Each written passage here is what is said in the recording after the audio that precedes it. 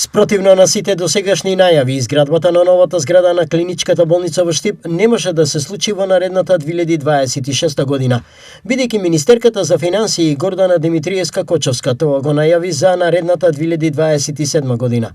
Нешто кое пред неколку дена го потврди и премиерот Христијан Мицкоски. Во врска со британските проекти, ние во овој момент уште немаме склучено никаков договор, имаме индикативни понуди, се работат физибилити студии и така натаму, така што средства за овие проекти не се вклучени и мислам дека јас и во минатото зборував дека за прв пат средства за овие проекти ќе бидат вклучени во 2027 година согласно информациите кои што ги добивав нели од ресорниот министер, од премиерот, и еве го се потврдува дека 2027 година ќе биде моментот кога за прв пат ќе имаме да кажам евидентирање на трошоци. Прво да завршат локални избори, па да се распише јавен повик за финансиски институции за ние болниците кои што се за клиничките центри и болниците поврзани со влада со влада договорот со Обединетото кралство. Клиничките болници во Штип и во Тетово, вклучително и болницата со здравствен дом во Кичево.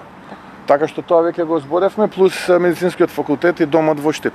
Тоа веќе го кажавме. Министерот за здравство Азир Алиу наредната 2026 година ја потенцираше како подготвителна, бидејќи парите за изградбата немаат буџетско потекло, туку се кредитни. Вие знаете дека 205 милиони евра веќе ги најавивме, имавме пресконференција, тоа се работи за Штип, Тетово и Кичево.